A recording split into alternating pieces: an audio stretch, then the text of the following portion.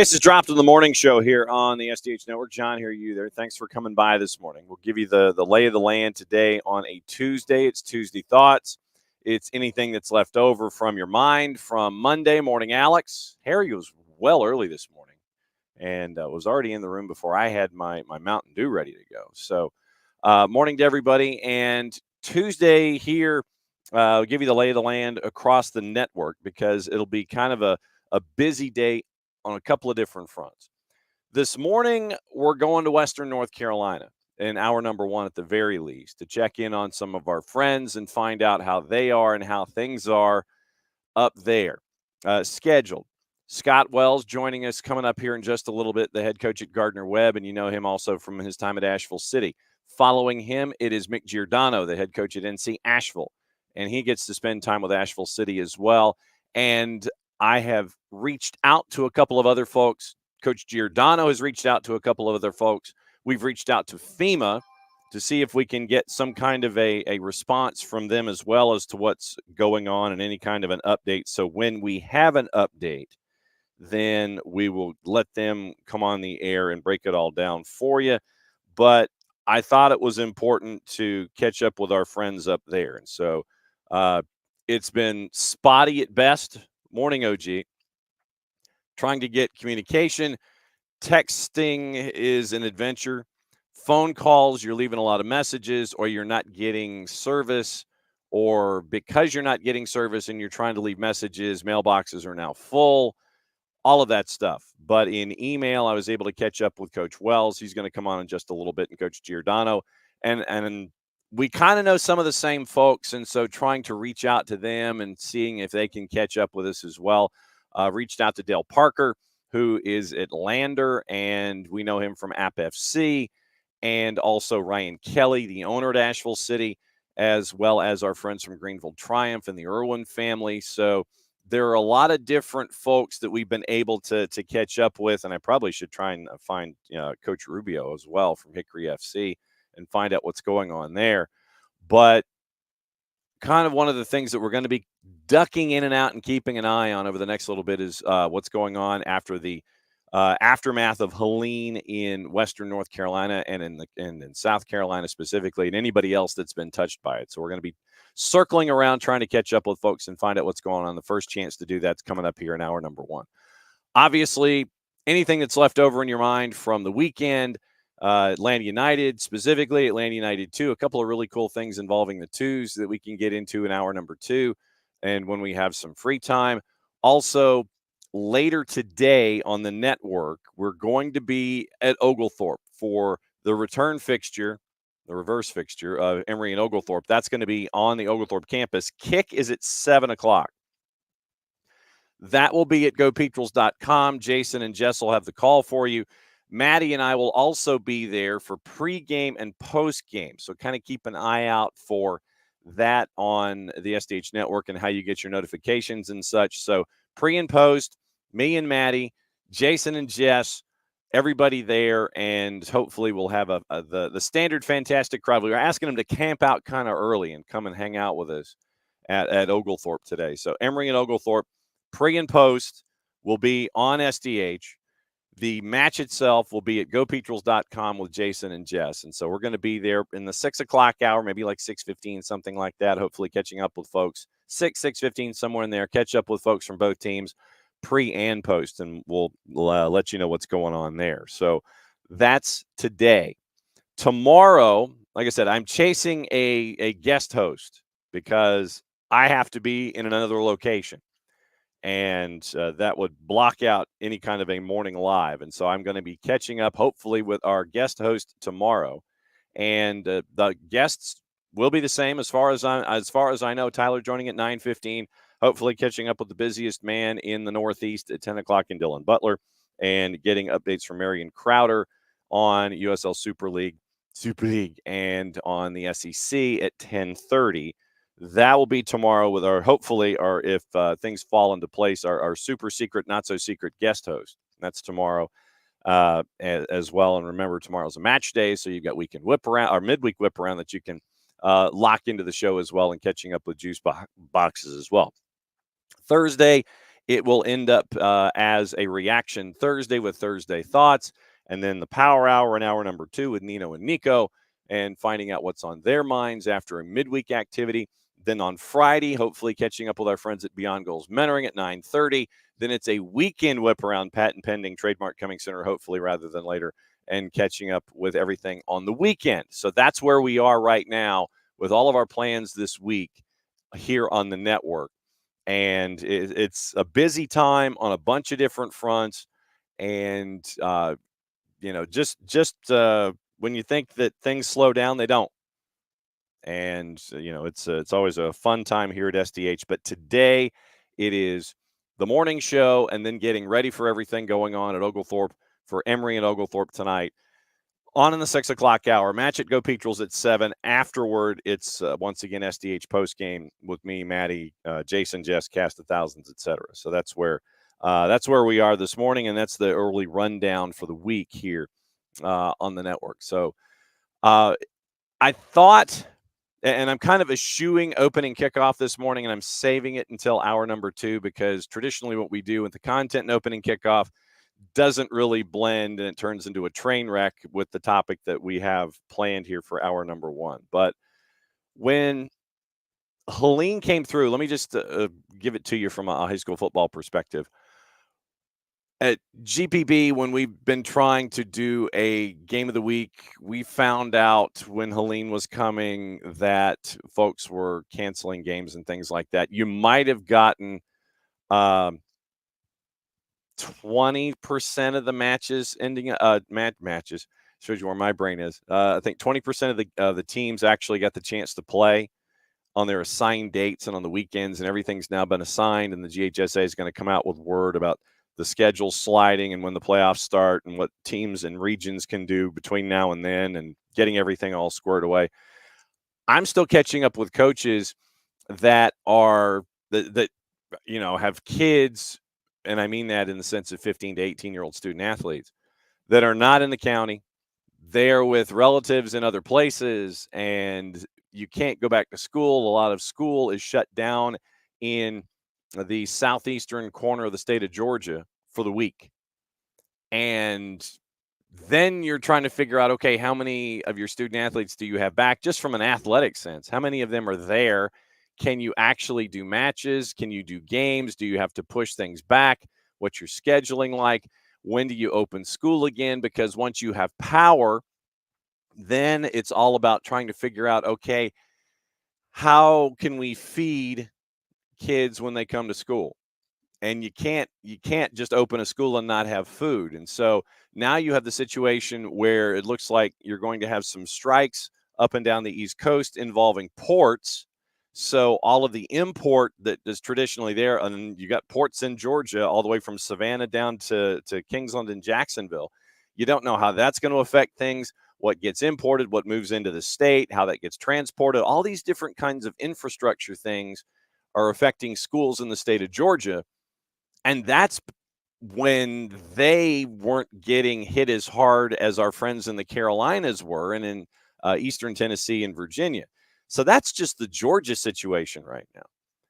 And you've got all of that you've got to balance about just folks getting back to school. Like I said, I've talked to coaches who traditionally would be at practice, and they're calling me in an after practice time frame, and they're like, yeah, I've just put my chainsaw down because I was trying to help move limbs and do that kind of thing in my community.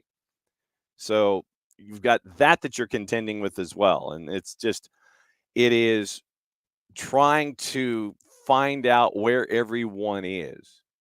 And that's just difficult from a student athlete sense. I was in a conversation with the current executive director of the Georgia High School Association, Dr. Tim Scott, with Hannah Gooden, and the current legislative liaison and consultant, the former executive director, Dr. Robin Hines. That conversation, which went about 45 minutes, will be out. I think it's out today on Georgia Public Broadcasting and GPB Sports and all of those platforms. And we tried to get into the conversation with them about how they're helping and how they're trying to help schools and individuals confront all of these infrastructure issues that they have never had the opportunity to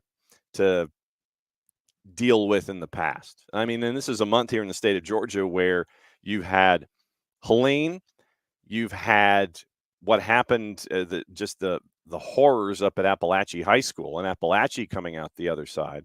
And then you had what happened in Rockdale County on the weekend where a sprinkler system activated a chemical reaction inside a chlorine plant, and the match that the game that we were supposed to have on Friday, they got pushed to Monday because of Helene.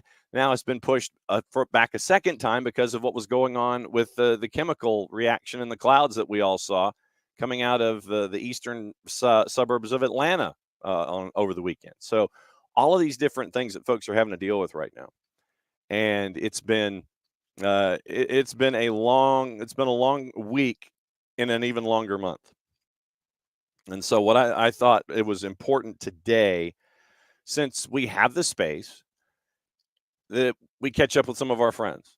And so, the opportunity to do that, it's something I've always, thought in these situations that we should try and do and find out if there's a way to help, if there's anything that they need when it comes to communication. Because if we can use the morning show at times and the network at times as a platform to help spread information, to help share information and share conversation and all these kinds of things, I've always thought it was important when we had the space to do it and when we had the time to do it. And this morning we do. So, like I said, coming up this hour, Scott Wells, Mick Giordano, and I've opened hour number 2 and the time after Coach Giordano in hour number 1 to anyone that is in our circle that has the opportunity to reach out. So it gives us all an opportunity to kind of sit there and see what's going on and see how we can help, because we can watch the Weather Channel all we want. And I've got the Weather Channel, full disclosure, off to my left on the Big 55. And I get to keep an eye on what's going on over there.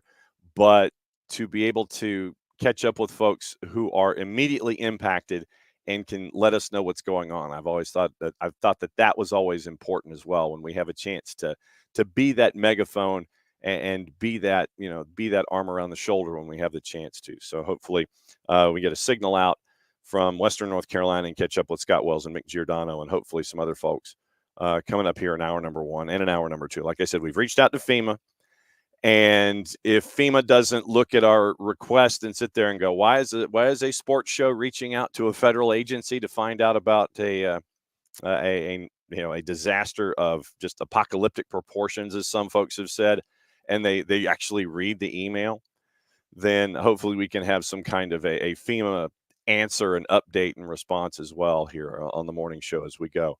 So that's the rundown this morning.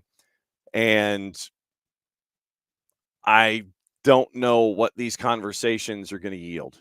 I really don't, in the sense of the stories and what coaches and what their players and their student athletes and their friends and their families have all reached out and seen firsthand. I mean, when Helene was coming through, full disclosure, here at Office HD, we live at the bottom of a hill, and water traditionally will come in because of how things were constructed, and it will turn our back patio into a big lake. And so we usually have to shop back things out. And we had 2 big limbs come down and bounce off the roof and bounce off the back patio and end up in what we call our backyard. And so we did have a little cleanup, and we were lucky that we had power the entire time. Not as many others were as fortunate as we were here inside the perimeter at Office HD. So it was really fortunate. It was just wet and windy on our end.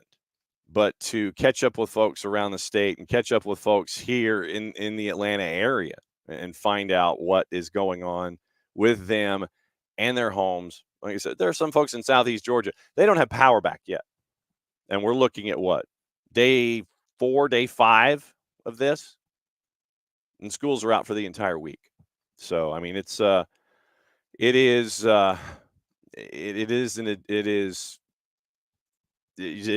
head shaking on a bunch of different levels when it comes to what we've seen, what folks that we know are facing, all of this stuff. So we have all of these things that we're staring at and trying to help out where we can and figure out, like I said, where we can help, what we can help, how we can do it. Appalachian FC they had their store flooded, as a matter of fact. And App FC on their Twitter, I'm going to call it Twitter. I mean, yeah, it's X, but it's really Twitter. What App FC has said is since their shop has flooded, since their store has flooded, what they're going to do is take their inventory and 100% of the proceeds are going to help in the sales, and they're going to help donate all kinds of squatchy gear. So when you see when you see their version of Bigfoot, then they're using those proceeds to help out everyone in that particular part of Western North Carolina with all of their inventory. So, quoting them, lots of damage, squatchy gear survived. They're going to donate their merchandise to raise money for the local community. 100% of all Appalachian FC gear sales at the website, AppalachianFC.com, is going to be donated to the Boone community. And Charlottetown Hops is going to be doing the same thing. And so this is a rival in the NPSL. And what Charlottetown Hops are going to be doing is they're going to be taking their proceeds from their gear, and they're going to donate net proceeds from all gear sales. And then they announced this yesterday. All gear sales, net proceeds to help App FC help support families in the high country. So you can go to Charlottetown, and that's Charlottetown with an E. So Charlotte, TOWNE, hops.com. And the Charlottetown Hops are saying, okay, we're putting everything up in the store, and net proceeds from all gear sales are going to help out App to help support families in the high country. So good stuff from our friends at Charlottetown Hops there as well. And so this is the kind of stuff that you're seeing.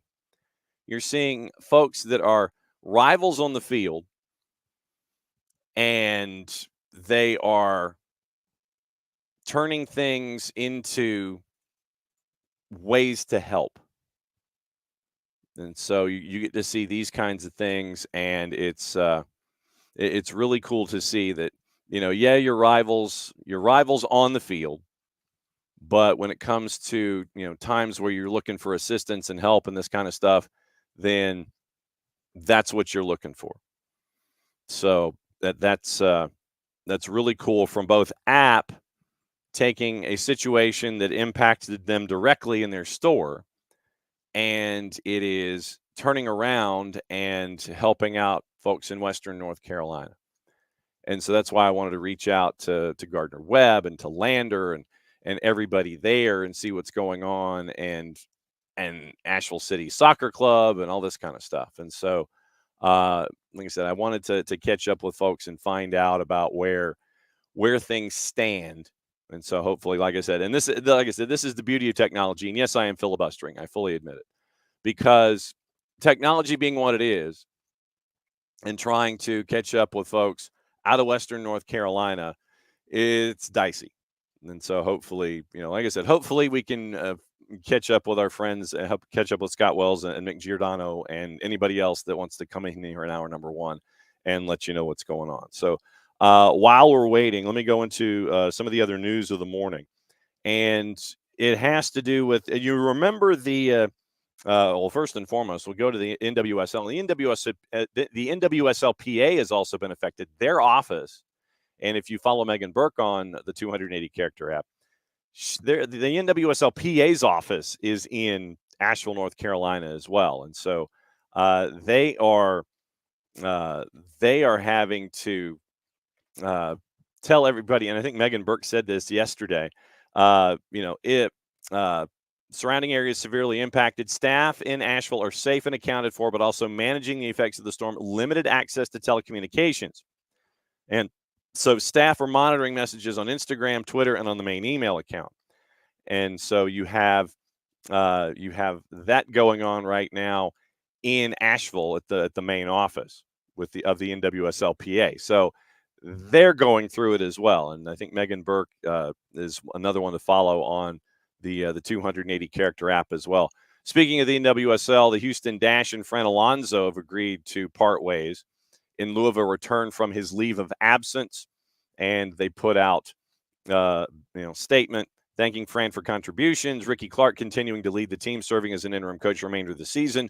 Organization plans to announce a new GM whose role will include the selection of the next head coach. And so that's news from Houston Dash this morning in the NWSL. So they're making moves as we go forward today. You remember the story that we had involving the player and the bite.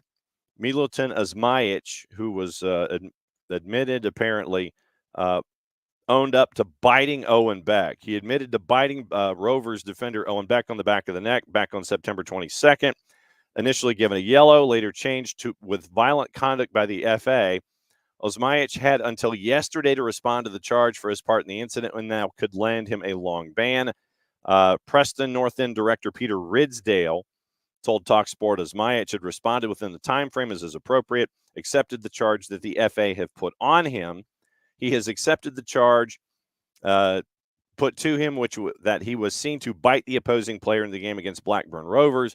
Already indicated to the player what we're doing. I want to keep that obviously in-house, but you can be assured that's not something we condone as a football club, and we've taken appropriate action. So it apparently is that Preston North End has owned up to, or the player from Preston North End, Milutin Asmajic, has owned up to biting Owen Beck. He owned up to biting him. Okay, so we'll see what's going on there. Andres Iniesta has officially retiring at the game at the age of 40. He's been a free agent for several months after leaving Emirates FC, decided to draw his career to a close. And so 5 hours ago on Insta, it looks like there are now paintings. That's the word I'm looking for. Paintings being created, retiring from football, hosting an event to bid farewell to his playing days next week, according to Football España. So spending 5 years at Vissel Kobe before moving to Dubai last year, 5 goals and an assist in 23 appearances. So Iniesta retiring after time at Vissel Kobe and time also in Japan. So that is what you're staring at there. The transfer notebook, it looks like a legend is in the running to replace Erik ten Hag. And then you have Graham Potter was asked about Manchester United and amongst other things. Ruud van Nistelrooy is being considered as an interim if they decide to fire Erik ten Hag. Ten Hag is set to remain in charge at least until Sunday's trip to Aston Villa. Gareth Southgate, leading contender to replace him, promoting assistant boss and legend Van Nistelrooy as a short-term option, has not been ruled out. Van Nistelrooy rejected the manager's job at Burnley last summer to rejoin Manchester United, has been kind of laying in the background, and it could be Van Nistelrooy that could be taking over if Manchester United decides to move on from Erik ten Hag. Conflicting information. They're saying that ten Hag is safe until the international window, which is a whole week away. So we'll see what happens there. Arsenal hoping to tie down Ethan Nwaneri to a long-term deal. That's part of the morning information. Newcastle considering reviving their interest in Dominic Calvert-Lewin in January, balked at Everton's £40 million asking price. Eddie Howe remains a big fan of Calvert-Lewin. There's a concern Newcastle could be left shorthanded in the attack. West Ham sources have played down a dressing room altercation between Julian Lopetegui and winger Mohamed Kudus. Kudus responded angrily after being singled out for criticism before being hauled off at halftime in the 1-1 draw at Brentford. But Lopetegui, who's won only one of his first 6, is understood to have been encouraged that the Ghanaian's passionate reaction showed he cared. West Ham were trailing 1-0 when Kudus was hooked, went on to rescue a much-needed point after the underwhelming start to the season. So that's where we are right now with early info out of the Premier League. Morning forecard, yeah, Van Long game. Yeah, pretty much. And you are not kidding, sir. So Yeah, it is a long game. Also on the board this morning, we actually do have, and we're getting closer and closer to finding out who is going to be in the middle for all of the matchups. We do have match day assignments for announcers for tomorrow in Major League Soccer. Chris Whittingham, Lori Lindsay are going to be in Atlanta for Atlanta and CF Montreal. Neil Sika, Lloyd Sam in Charlotte for Chicago and Charlotte. Kanji and Danny at NYC for NYC and FC Cincinnati. Nate Bacady, Devin Kerr in Orlando for Philadelphia and Orlando. And I think Devin Kerr is also trying to, no update, I don't think, from Devin. I think Devin was trying to find individuals in the Asheville area as well. Yeah, West Ham need a striker, 4 card says. Let me see, because I think it was Devin that was trying to find family in the Asheville area. And okay, so a couple days ago, found connections, able to string some breadcrumbs together, tracking down family. And so, okay, very cool. Very cool. All right, excellent work. That's once again, and this is why we do these kinds of things. So through Twitter and playing connect the dots, folks have been able to find Devin Kerr's people that he was trying to find in Western North Carolina. So that's good news. They are Devin Kerr and Nate Bacady are in Orlando for Philly and Orlando. Krakauer and Kalen Carr are in Toronto for Red Bulls and Toronto FC. And we've got some stuff involving conversation that was had by Red Bulls personnel in German publications that Derek Ray has turned around. And it was interesting stuff about Red Bulls, and it really exposed who Red Bulls are as an organization. They seem to be a bit tone deaf at the moment. We'll get into those quotes in hour number 2. Jake and Taylor are in Columbus for Messi and Friends in Columbus. Mark Followell, Warren Bartner in Houston for the Revs and the Dynamo. Tony Husband, Ross Smith get a home game as DC goes to Nashville. Keith and Mo are in Colorado for LAG and the Rapids. Tyler and Kendra D. St. Aubin. Kendra doesn't quite get a home game, but she does get Minnesota United. RSL is the home team in that one. Rodolfo Landeros, Mariano Trujillo are in LA for LAG and St. Louis City. Max and Dunny are in Portland for Austin and the Timbers. Rogo and Heath Pierce are in San Jose for Earthquakes and FC Dallas.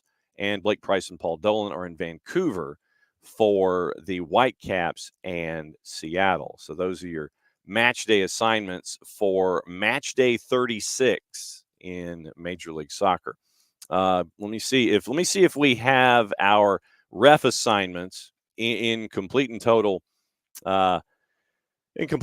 numbers across the board for the matchups tomorrow. We should, and if I'm not mistaken, the news was put out yesterday. They haven't been published yet, but it was published who the man in the middle is going to be for the Atlanta United match. At least it was sent out that you know who it's going to be, and it looks like let me see who had it. I think it was Doug who had it. Doug Robertson of the AJC had let's see. There's your Braves notes. So the same referee who gave Stian Gregerson 2 yellows in Atlanta United's loss at Montreal is going to be reffing Wednesday's match. So you have that going on and something to keep an eye on involving Atlanta United. So the crew in Atlanta, Ted Uncles, the man in the middle, Corey Rockwell and Ryan Graves are going to be your ARs.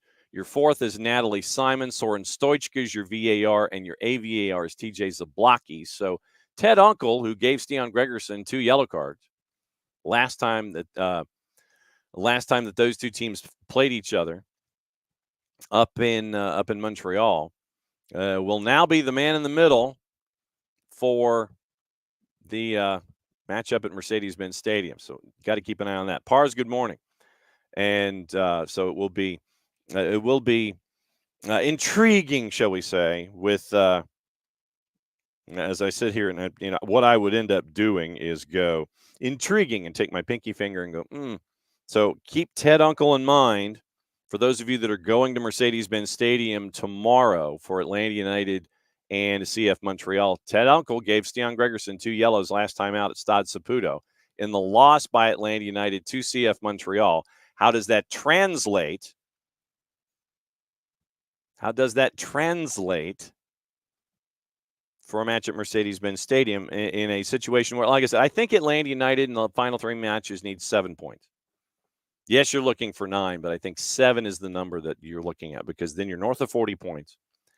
And it's almost to the point where the Premier League number of 40 might end up being the MLS number to get into the postseason in the Eastern Conference. So we'll see what happens there. But I think that Atlanta United is looking at 7 points in 3 matches, and you'll end up with what you're chasing after, and it's that bid in the postseason. Yeah, you got to hopscotch a couple of folks, but I think 7 points in 3 matches should get Atlanta United into the postseason. You take care of business in the midweek, you take care of business on the weekend, and you get to see what's going on there. Okay, joining us a little early, and that's perfectly cool. It's Mick Giordano.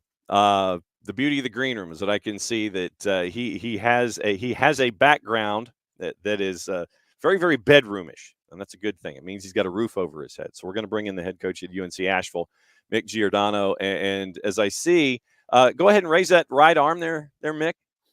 Now, what happened there? John, that's a story for another day, my friend. That's another story. Don't worry. This is not weather related. This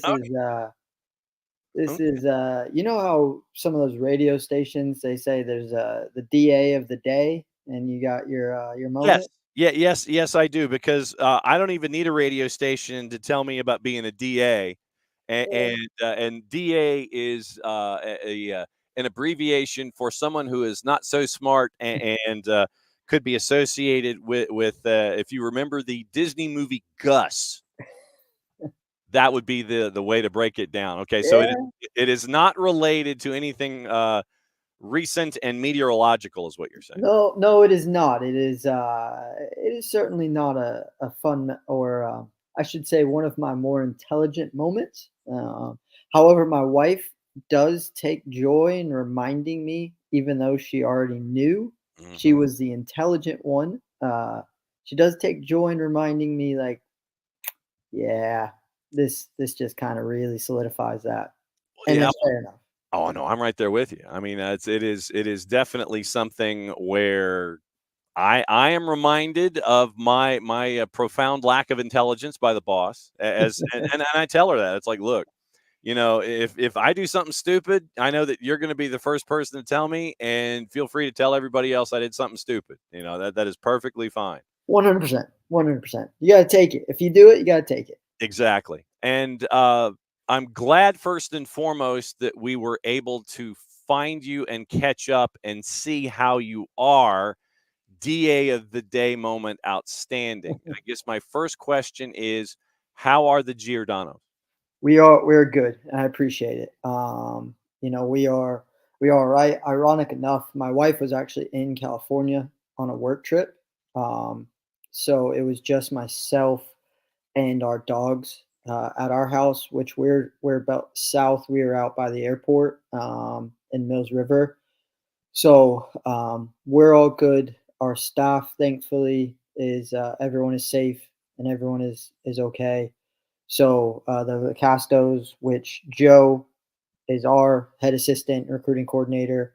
His wife is actually the head assistant on the women's side. For us, they are all good, and they are out in the Raleigh area and everything. And then our other assistant, Ronnie, him and his wife are safe, bouncing between Asheville, helping people, and Charlotte, getting supplies and whatnot. So thankfully, we're all very blessed and very safe. All right, so let me go back to when Helene came through and left one of the most awe-inspiring calling cards you could ever leave, and I mean that in the sense of, yeah, I'm here, and yeah, you're going to remember it, and it has been referred to as apocalyptic.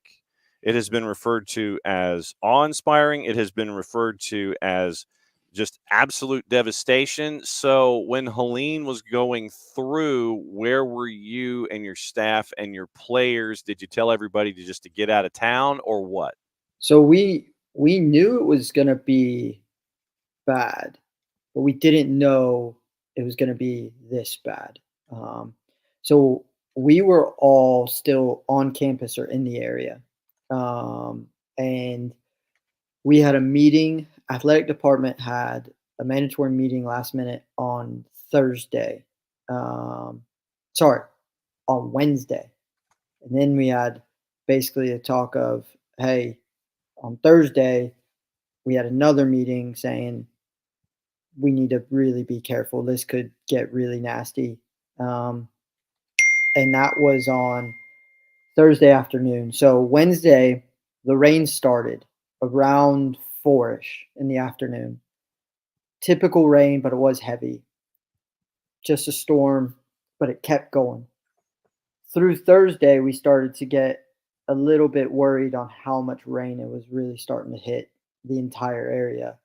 And that's when people started to go, this is not going to be good. Yeah. But we were still all on campus. We were still at our houses, and everyone was still just kind of hunkered down. The athletic department went ahead and said, everyone stay off campus. This was Thursday afternoon. Everyone make sure if you need last minute, stop by right now. Otherwise, everyone be off campus outside of emergency personnel, which was our sport admin, and then the athletic director. Um, so they were still kind of bouncing around. And then Friday, probably around 4 a.m., maybe a touch earlier, the storm actually hit and the winds. And the majority of us lost power around 5 to 6 a.m. that morning, maybe some are even earlier. And that's when it got real serious, really, really fast. Okay, and once again, the beauty of the green room is that I can see when folks drop in, Yeah. and I specifically asked you to send out the siren call just Yep. so we could try and catch up with as many folks as possible. And I'm going to go ahead and bring Andy in, Andy McNam on the women's side. There he is. Yeah, Hi, and guys. hey, Andy, I was asking Mick about, and you came in the green room, and you might have caught a little bit of this of when the campus was basically telling everybody there at UNCA, hey, Helene's coming, get your stuff together and make sure that you're either hunkered down or out of here. Where were you in all of these discussions as everything was being brought into play? Yeah, I think what everyone needs to realize is there's obviously a lot going on in these moments, and I think for us, our first and foremost is family and our athletes and where are they throughout this process as well. And I think the cellular service going down didn't help this whole process. And I think it's just how do you get in touch with people and how do you make sure everybody's as safe as possible? And I think, as Mick and I have spoke since we've had our devices available, is how quickly our student athletes reacted to this and got themselves mobilized and out of the area. And but it was difficult being in that environment and without those communications and trying to get everybody where they needed to be. But yeah, we were at home personally, and when power starts going out and all of that, it was a scary situation for sure. And as you can tell, Andy is from Buncombe County. He's a native with the accent that's there. Let me do this snake draft style.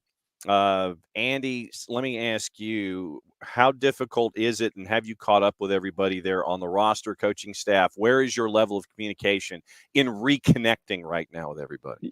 Yeah, we've been in good communication now, making sure players, coaches, support staff are all okay and in a good place. I'd like to use this platform to shout out our players, and they were phenomenal. And there's some pictures that I've been giving afterwards of them around the hood of a car with what I guess they would call an old school map, try to figure out a way out of Asheville. And as soon as I got cellular service, I was given a list of where everybody was. who was with who, which city, which house, and for me, the problem solving skills there is through the roof, from 18 to 20 year olds, and I think that's the proud moment for us of they got themselves out in this moment where I personally couldn't get to them. And I went on campus Saturday to try and find them. They weren't there and had found out that they by themselves worked this out and mobilized everybody in those moments. So but afterwards, we're in good contact now and just kind of wait to see what the next steps are, and knowing that they're safe and they're sound, and hearing they're even getting some training in is good for them to still be in contact for sure. But yeah, we're getting messages out as we can, but obviously, as you can imagine, we're working with limited information right now. Mick, what about on your side? Yeah, it was similar. I was a little bit later to get service, so um, myself and then Joe were working kind of to figure out where everyone was first and foremost, and everyone was safe, and that was done Sunday morning.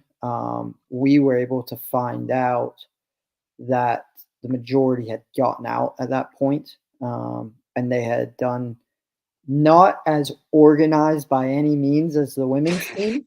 They were top notch in how they were able to have it, but our boys were still quite positive with how they were able to manage to get everyone out and get down to Charlotte, and then go from there with it. We got the last group out Sunday afternoon, as they did not have any gas, so that was an interesting situation. Thankfully, some families came and helped there, and we were able to get everyone safe. But now we're just communicating normal. We are scattered a touch, like Andy said, but everyone is safe. Everyone is with families.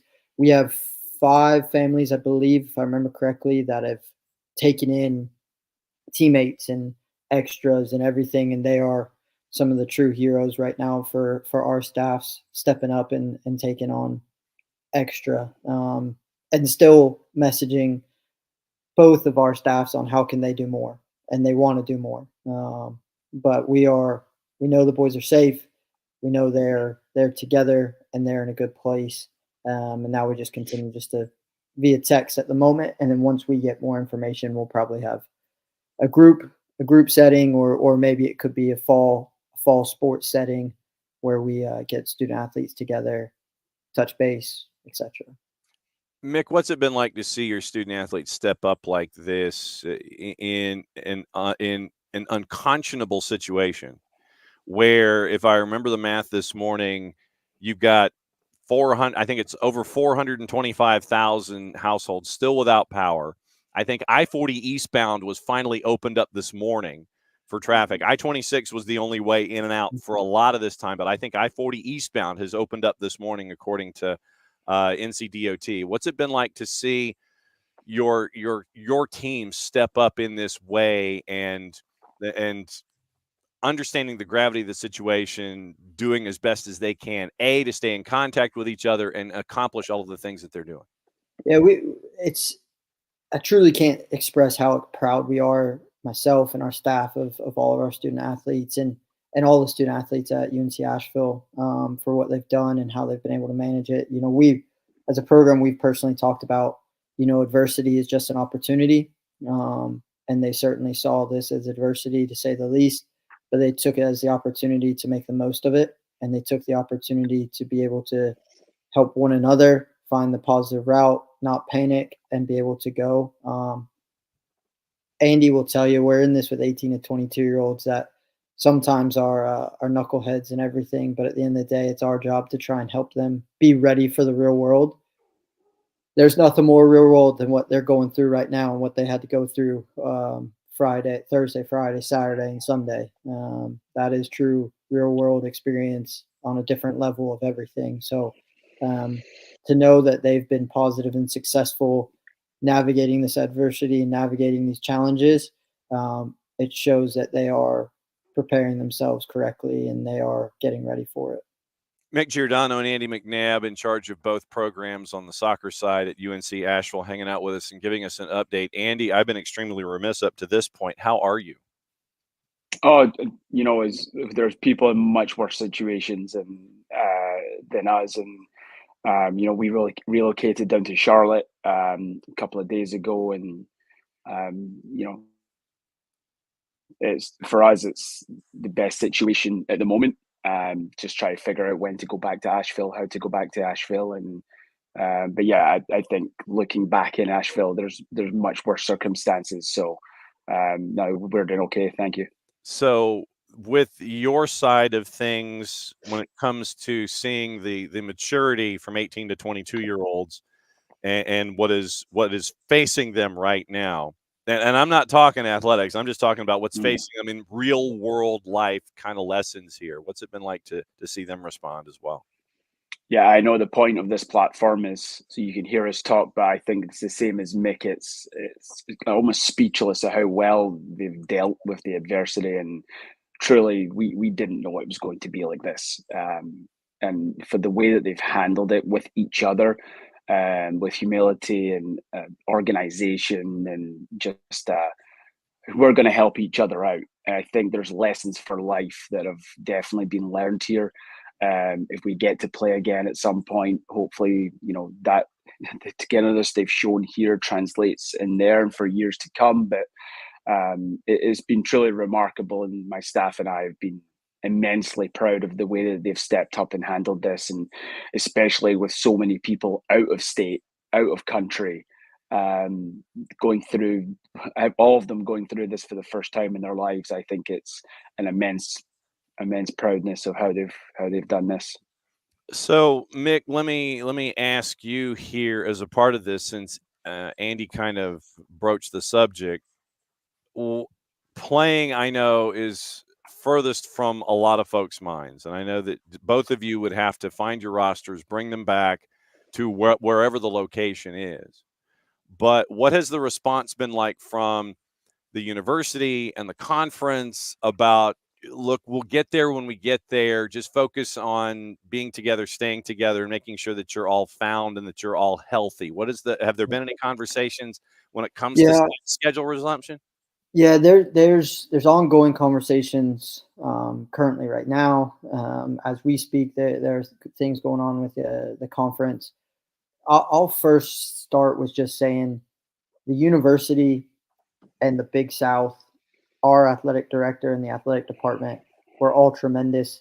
And first and foremost, get everyone out, get everyone safe, go from there. But then also keeping in mind, we will navigate this, we will work through it. There's many uncertainties, but just stay patient and we will make this possible. The Big South has communicated via email and a few messages to individual sports, but then also collectively about their desire to make everyone aware we're going to do everything we can. Um, but at the moment, just hang tight, and we'll have more information as it goes. So, we've been given as staffs, we've been given some small projects, some small tasks to try and figure out and navigate what some things would look like and how you could potentially manage some aspects of it. But again, I think the big thing everyone kind of really took on board was make sure everyone's safe, and then once we all get safe, appreciate the opportunity of where we are and the opportunity of being safe, because so many others are still missing. So many others are not in the same fortunate situation that we're blessed with right now. Um, and that understanding it is just sport, but also given some time, sport can help bring people back together and help heal some wounds. So that's kind of where it is. And you have 15 internationals on your roster, if Correct. my math is right. Correct. What's it like for them in the conversations that you've been able to have with your international players? And Andy, I'll eventually ask you the same because I think you have 7 or 8. But what is it like with the international players who are away from home in the first place? and they are in this new environment, and they're learning things about, UNC Asheville, and chasing degrees and being student athletes and all this kind of stuff, and integrating here in the United States. What's it like for these internationals of yours in this situation, and how are they holding up, being so far from home in the first place and now having this on top of that? I'll say, and I'll even add in, because we do have a fair amount from even the West Coast as well, so they're kind of all similar. It has been scary. Um, it has been eye opening. The majority of them have never remotely ever had to be through go through a hurricane, or be in any type of situation like that. Um, Thankfully enough, again, their teammates, especially the ones from the Southeast, North Carolina and South Carolina, Virginia, Georgia, they've all kind of rallied around them Mhm. and picked their spirits up. But several have made the comment of, Coach or Mick or Joe, I have no idea what was going on.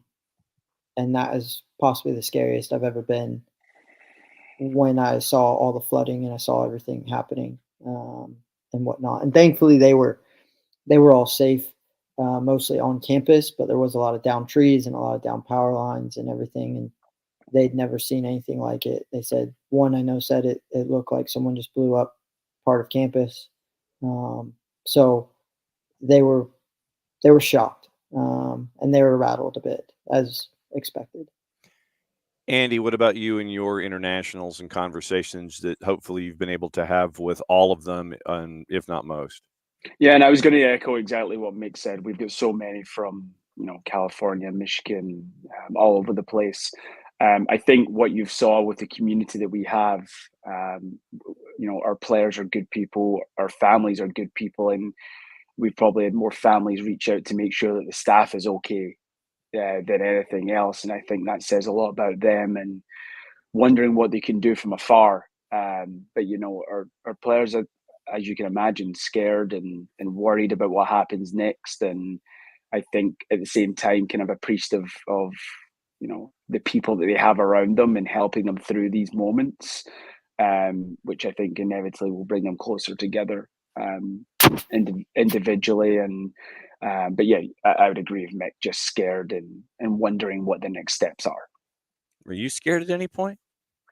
Yeah, I think you have to be, and going through this moment, and scared for the city of Asheville, scared for UNCA, scared for my own family, and then inevitably the extended family that we have through our teams and colleagues. And when you start hearing that there's no water, there's no power, and then you can't speak to anybody for 48 hours. I think just even looking from a personal level, not being able to speak with family back home, not being able to speak with in-law family, and people just not knowing you're safe as an individual, I think is scary in any moment. But when you take an entire city that's been decimated into account, I think there has to be a lot of anxious moments and uncertainty, and I think it's okay for everybody to say that they were scared throughout this tragedy, because I think they'd be lying otherwise, quite frankly, from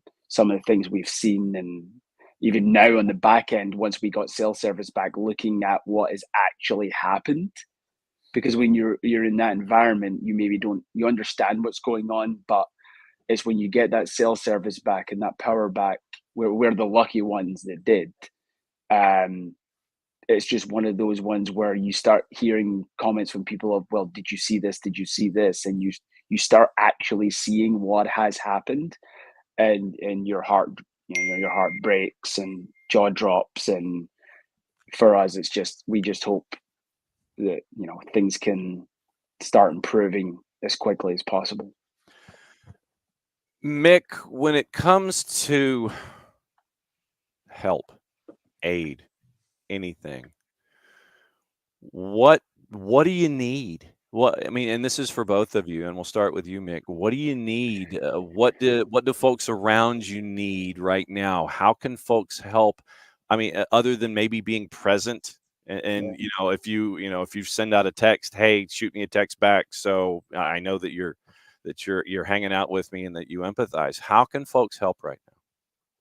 John, it's a hard one to say, um, just because so much of the infrastructure is gone, and I think that is the scariest part of it all. And it's probably just you know, basic essentials right now. Continuing to send water, continuing to send food supplies, continuing to send baby wipes and diapers and formula and just the basic essentials of what it is. The hope, the hope is that Duke Energy is able to get the majority of the central areas power by Friday, which then hopefully get at least through I-26, get tankers up there, because that's the next issue, is the gas situation. And then the big one right now for the city is the water situation, with many of the pipes just completely not even broken but gone, Yeah. and crews not even be able to get to them to be able to fix. So I think, for our program right now, again, we're very blessed and very fortunate. Everyone is safe, everyone is away. We couldn't really ask for much outside of just thoughts and prayers for the people that are still there, or for people that want to try and help. It's just continuing to try and get supplies, basic essentials again, of water, simple foods, baby formula, those sorts of things, up to them. And then just hopefully, the linesmen and powers, they're working around the clock. Just hopefully they can get at least some of the area back with power. So then gas tankers, food trucks, those sorts of things can start to come back into the area for the shops and the grocery stores and everything. Andy, let me ask you this. When it comes to the sport there on campus, Mhm. how would you describe the family aspect of it? What does UNC Asheville soccer mean to the Asheville community? What does the Asheville community in turn mean to UNCA from your time there? How do the two blend together, and what does one mean to the other? Yeah, and I think Asheville in itself is a big soccer community. I think from, you've got different entities around the town, and it really has become a big soccer family, as you would say it in that sense of things. And I extend that into the club scene. I think we've got some very unfortunate instances where one of our local clubs has lost everything, from fields and from the river breaking. So I think looking after each other in these moments, I think, is massive. And we're going to need each other moving forward, to rebuild everything that we have. But I think family is thrown around very easily, around a lot of programs. But I would say the togetherness, even hearing our athletic director talking about, during the evacuations, sport on sport, not just soccer, but sport on sport, helping each other get out of this environment and get to safety. I think just shows in itself, and it's the actions speak louder than words, that we tell our program. And I think that just shows the way that UNC Asheville is for any sport, regardless of soccer or track and field or baseball or whoever it is. I think that shows the togetherness of the community, and then not just helping athletes, helping others in that community at the same time as well. And I think all of that does go hand in hand. That's what it's been like, and hopefully that's what it continues to be like, and even stronger as we navigate the what is going on, when we eventually, hopefully, have the opportunity to come back and eventually play for the city. No doubt about it. And obviously, just know that we love you all very much, and we send nothing but warmest vibes and love and everything to everyone up there and everyone that is in your circles, no matter how broad they are. Guys, thank you for doing this, and Mick, thanks for sending out the bat signal and making and making and dropping Andy in as well. Now it was. I'm glad that we were able to do this, and I'm going to go ahead and say it right now that I'm going to give you what we refer to here on the show as golden ticket status. So what that means is, and it's something that I do is kind of for guests and everything. If you got something to say at any time, look, text me, email me, DM me. You can hop out, you can hop in at any time, wave your hand in the air for a couple of minutes. Hey, this is what's going on. You want to vent your spleen, you want to sit there and say something, you want to come on and I mean, and Andy, we can talk about Old Firm if you want. If there's any time that you guys want to come on, A, give us updates, B, just vent your spleens, C, be a fan, D, let us know about what's going on when schedules happen and all that kind of stuff. You've got golden ticket status. Knock on the door at any time. Let us know what's going on. Let us know how you're feeling.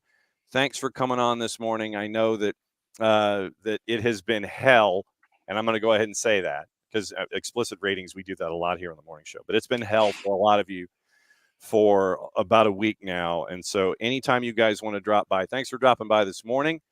I profoundly appreciate this because I wanted to have folks understand what's going on with the UNCA programs, Western North Carolina, all that kind of stuff. Guys, thanks for dropping by this morning.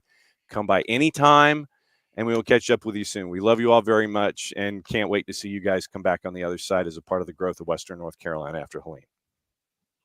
John, I appreciate it. And I'm just going to give you 2 quick updates so you know as well from Lees McRae, men's soccer, talking to their head coach. They're all safe. They're all evacuated and they're okay. Same thing from Mars Hill. They're actually still there. Wow. They have power. Okay.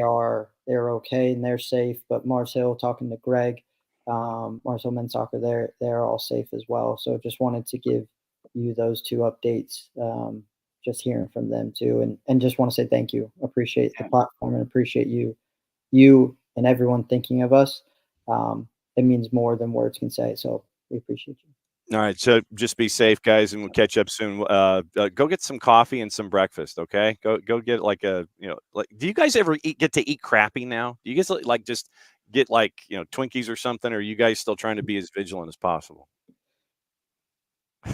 Were we ever? I don't know if we were ever vigilant, but I think it's doing what we can. No worries. All right, guys, be good. We'll catch up soon. All right. All right, thanks, John. All right, be good. Andy McNabb and Mick Giordano from UNC Asheville, and like I said, I reached out to Scott Wells at Gardner Webb, and then I reached out to Mick, and Mick was like, "Okay, I can give you updates here, and I'll try and bring on some other folks." And so he brought in Andy. And so it was great to hear those. And like I said, we've reached out to FEMA. And if FEMA can give us any words or anything like that, then hopefully, we can get updates from them as well as we go. And like I said, I'm fairly certain that FEMA looked at the email from me and they're like, why is a morning show having to do with soccer? Why are they why are they reaching out? That's why we're reaching out. What we just did over the last 40 minutes. That's why we're reaching out. That's part of why we're here, is to be a bat signal, be a voice, be a shoulder when we can, and let everybody know how everybody else is doing. Because, as Mick was talking about giving updates on Lees McRae and Mars Hill. And where he said Mars Hill is still there on campus. And so that now that Coach Giordano has opened that door, I may try and catch up with Mars Hill and Lees McRae. Or I may just have Coach Giordano sit there and say, hey, look, come on Thursday. We can catch up with you then and find out how things are as they continue to go. But no, thanks to Coach Giordano and Coach McNabb for coming by this morning and letting everybody know what's going on, what they've been through, what they're still going through. And games are like the last thing down the line. But the fact that there is conversation with Big South as an entity and games, because I thought that I saw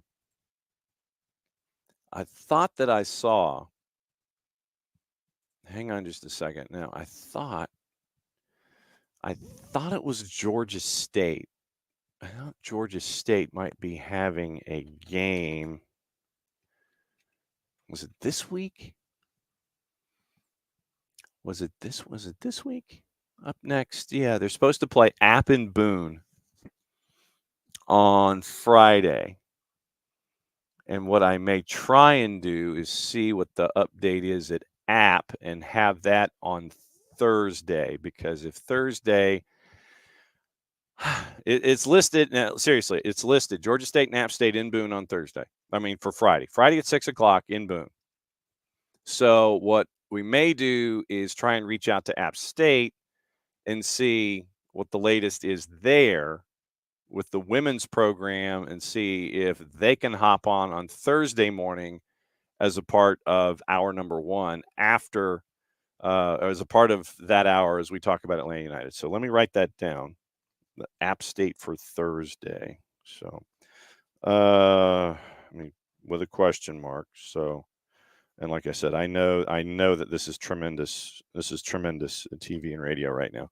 All right. Okay. So App State, we'll see if we can catch up with them on Thursday leading into the Georgia State game that is supposed to happen Friday night. And knowing what some of the video was involving Boone, I don't know if that's going to go or if that's going to be neutral venue or what, but we will catch up and see what is going on there. Morning, David. Discussing Atlanta United conversion rate. It's only 1.46 yellows in Atlanta. So, yeah, we got that to talk about and everything else to talk about. Remember, tomorrow, chasing a guest host to catch up with Tyler at 9:15, possibly Dylan at 10, possibly Marion Crowder at 10:30. So if I can't get a guest host, then it's probably going to be power hours, maybe an AM power hour really early and a PM power hour, because I've got to be at Mercedes-Benz at 2:30 in the afternoon. So we'll see what tomorrow is, but hopefully the guest host can come and sit in and she can help you cruise through your midweek. So we'll see what happens there. Okay. All right. News of the morning, and part of this had to do with an interview that was done, and also requested required reading is going to be over at Soccer America, Mark Geiger and VAR. I may save that also for Bart on Monday for the next reffing down here. So keep an eye out for that with Mark Geiger and VAR. And it was a really interesting take that he had, where you have to look at things where Geiger is suggesting look at something from 100% negative to come forward and turn something around on VAR. But no, it was a really interesting read. Probably saving that to Monday on with Bart and VAR. Okay, so Derek Ray on the 280 character app was discussing what's going on involving an interview with the folks at Red Bull. And you know, Derek is like the man when it comes to everything when it comes to the Bundesliga. I mean, literally it is, you know, with Oliver Mintzlaff and everything going on involving Bundesliga, it's like Derek Ray and then a lot of other folks. So it was a discussion involving, let me see if I can find. Okay, so Oliver Mintzlaff, the CEO of Red Bull, told Kicker, quote, MLS is developing, but it's developing far too slowly and is still far away from the standard we would imagine for a country like the USA. Continues. However, I still remain bullish about the topic of football in the USA, also in relation to the Club World Cup 25 and World Cup in 26. We're investing around 200 million euro into a fantastic academy to be opened in 2 years. Okay, so Oliver Mintzlaff is saying MLS is developing, but it's developing far too slowly. I'd love to know what he means by that. what his numbers are when it comes to that kind of thing. I think that if you looked at NYC, I think if you looked at Seattle, I think if you looked at Atlanta, I think if you looked at Dallas finally, selling folks on and getting money and reinvesting it instead of just putting it back into their academies. I would sit here and take Oliver Mintzlaff to task. MLS is developing, but it's developing far too slowly. Oh, really? You sure about that? And Oliver Mintzlaff, where they're going to be investing in the academy, right now, Mintzlaff is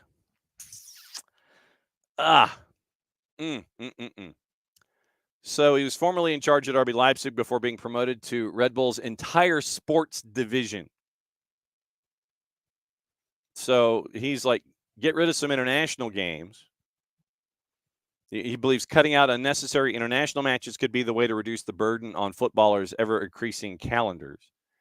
Of course, I know games will be added again for the players that we have to keep a close eye on, an issue of workload. And yes, players should be involved per se.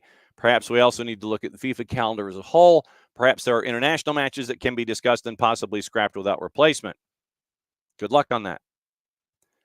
I'm basically a big supporter of the Club World Cup, even in this format, as FIFA and the European Clubs Association are now organizing it. And can it be like a real World Cup for clubs? There are a lot of players who play at a world-class level but may never have the chance to play in a World Cup with their nation. That's why I'm really looking forward to the tournament in the U.S. and believe that you have to give it a chance to develop. But he thinks that things are going so poorly that the United States and Major League Soccer are not developing at a level that they should.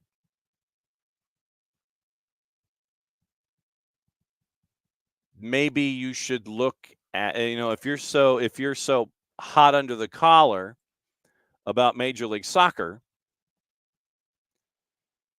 then what I would pose to Mr. Mintzlaff is maybe you should invest in your club in Major League Soccer. With you invest on the academy side, but you have problems investing in Red Bulls as an entity. MLS is developing too slowly. Maybe you could do your part in that and help turn things around from your own vision. Developing far too slowly and is still far away from the standard we would imagine for a country like the USA. What is the standard? What is the standard in your eyes and your point of view? Seriously. What is the standard, CEO Mintzlaff? I mean, you look at seriously. If you let's look at development here for a second. Crew, Miami, with Kromoski, etc. Charlotte, you've got guys like Berkemas. You have Yuri Tavares. You have Ajimang. You have NYC with all of their young players that they bring in. You have the players that they have through their academy. Philadelphia Union, forgot to mention them with their academy. Atlanta United with their academy. You've got FC Dallas, like we mentioned. You've got Seattle. You got Portland. So what is the standard? So we have mentioned, 6, 7, 8 clubs in a league that is developing and sending talent off to other places, other parts of the planet. So what is the standard? And if you believe the standard isn't what it's supposed to be from your own point of view, perhaps if you were to invest in your club on this side of the Atlantic, then maybe you would be having better results here in Major League Soccer and could contribute to the solution as opposed to sitting there and pointing it out from your own point of view. Just saying. If the standard isn't what it is, and Red Bulls, by the way, Red Bulls, New York, NYRB, RBNY, however you want to phrase it, they are a line on a balance sheet when it comes to Red Bulls as an entity. Let's go to our friend MLSplayers.org and check the salary info. Let's go to MLSplayers.org/resources and let's check the salary information. Looking at, Emil Forsberg, you brought in, you spent money, he's been injured. Base salary 5.4, guaranteed compensation a little over $6 million. Lewis Morgan, $1.25 million, guaranteed compensation 1.425. Dante Von Zier, 1.35 million, 350, and total comp just under $1.5 million. 3 players in your 30 that have 7 figures. 10%, that's 10%. 10% of your roster is over 7 figures. Amaya 375, and this is base salary. Amaya 375, Burke 500, Carlos Cornell 500, Kyle Duncan 500, Daniel Edelman 385, Noah Isle 420, Genjar 340, Elias Manuel 480, Sean Nealis 450, his brother Dylan 247.5, Andres Reyes 642, John Tolkien 450. Everybody else nowhere close. You're either 6 figures or 5 figures. If we had in Major League Soccer like we do, and this is something we trumpeted for a very long time, if we had the salary numbers and the cap and where folks stood when it came to the cap, how much money do you have to spend to get to the top? Are you like the Red Wings? Are you right up against it? Are you like Toronto? Are you having to be creative? Whatever. I don't think they're having to be as creative as, say, LAFC or Messi and friends when it comes to their salary figures. I think it's safe to say that Red Bulls have space. They've got cap room. I'm thinking they do. I don't quite think they're the Pittsburgh Pirates of Major League Soccer. And the whole Rowdy Tellez thing is just another stupid thing involving the Pittsburgh Pirates, but that's just me. 4 at-bats away from a bonus, and you DFA him. Baseball down here is at 4:35 in the morning on Wednesdays as we head into the playoffs. Might be daily. I don't think they're the Pittsburgh Pirates I thought that was Colorado for the longest time of Major League Soccer. But I think they're damn near close. I think San Jose might be down there toward being the Pittsburgh Pirates of Major League Soccer. Red Bulls are a contender. Colorado was. And I think that's it. Like I said, not knowing the numbers and going by gut, I think at the bottom of your salary cap figures, your table, if it was to exist and not exist in a skiff somewhere in an office in New York City, perhaps it's with the ACC deed of gift. I don't know. But if we were to look at a form that was from one end of the planet to the other, and it laid out all of the teams in Major League Soccer, and it had them going up against their cap figures, I think it's safe to say bottom 5 in Major League Soccer would be total cap. Bottom 5 in Major League Soccer would be Red Bulls New York, or New York Red Bulls, or however they wish to be identified. So for Mr. Mintzlaff to sit there and say that that Major League Soccer has not met the standard that folks would anticipate, maybe if you invested, maybe you could help the so-called problem that you believe you have. Just saying. So Mr. Mintzlaff, I would suggest before you were to throw any kind of a stone, look in the mirror, sir. Maybe perhaps if you invested in Red Bulls New York Red Bulls, then you wouldn't be saying the things that you were saying about Major League Soccer. Help to a solution. Don't yell at a problem. Just saying. Couple of other things going on from our friend Derek Ray. Kickers reporting with Pellegrino Matarazzo on wobbly ground in Hoffenheim. A hot candidate would be David Wagner, who is currently available. Derek mentions that it's worth noting Mintzloff's answer about Major League Soccer in the Q&A from Kicker came after being asked, up until now, the benefit of the Red Bull locations in Brazil and New York, apart from Tyler Adams, are not evident. So it was a leaning question from Kicker to begin with, talking about the Red Bull collective. And so the author from the article from Kicker leans in with a question worded the way that it was.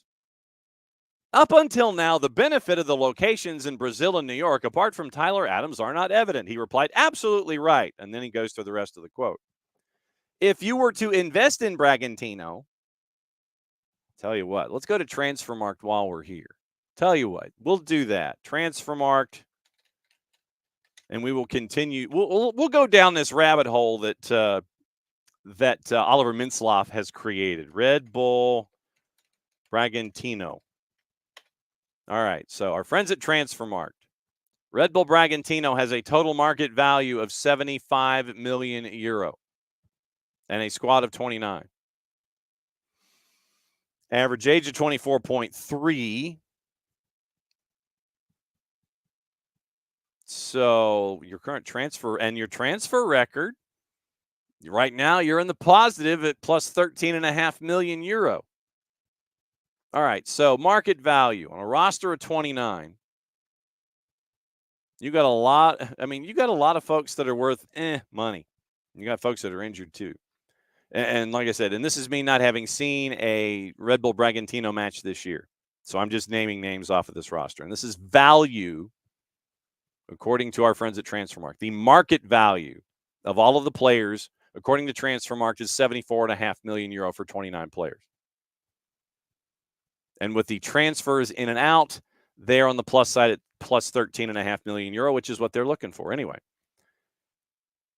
1, 2, 3 players at 7 million value.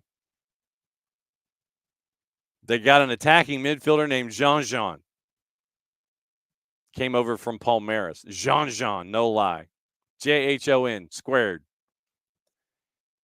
And he is one of 5 that is a market value of 4 million euro.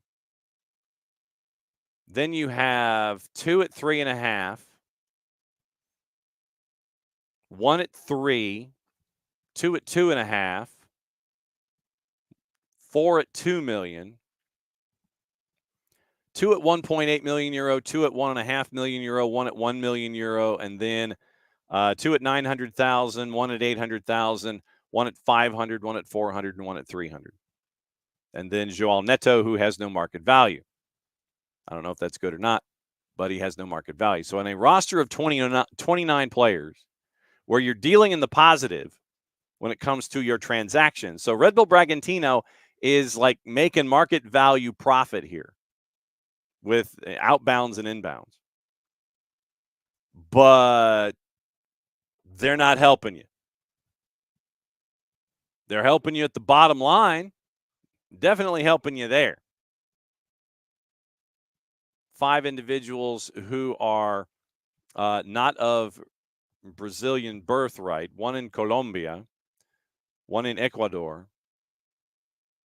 Ivan Cavallero is Portuguese and or Angolan. Henry Mosquera is Colombian. Lucas Cunha, dual citizenship with Portugal. And Thiago Borbas from Uruguay. So in the Brasileiro, Red Bull Bragantino, you got a couple of players worth some money. You got a couple more worth a little less. But because your roster size is 29, that's why the value of your roster is what it is. You got 30 dudes. Right now, your current transfer record's on the plus side and a total market value of 75.4. All right, so now let's carry that forward. So as a line on a balance sheet, Red Bull Bragantino is a plus. Oliver Mintzlaff should be happy, but he doesn't mention that. He mentions player development. Red Bull New York, squad of 27, total market value of 41.3. As we mentioned, only 3 players of 7 figures on that roster as it's currently constructed. Current transfer record minus 3.61 million euro, according to Transfermarkt. So as we got into the Red Bull's numbers, once again, market value, you got a lot of twos. You got a lot of your Red Bull twos kids, plus some collegians. You have 3, 6, 9 players under 7 figures in value. Mira Ofori, Don Core, Julian Hall, Peter Stroud, Cam Harper, Corey Burke, Serge Ngoma, and Wiki Carmona, who's currently injured. Most expensive players they have, Carballo, Morgan, Forsberg, all worth 5 million euro. And then you get Tolkien and Von Zier at 4, Sean Nealis injured at 2.5, and then you've got the players 3, 6, 8 players that are worth between $1 million and $2 million. So 27 roster of 27, worth 41, and right now you're in the negative.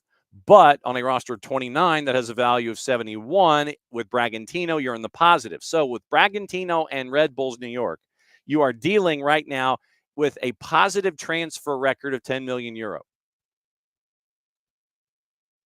But you don't want to invest in either club because 27 players and a market value of 41 million euro. Like I said, I would posit.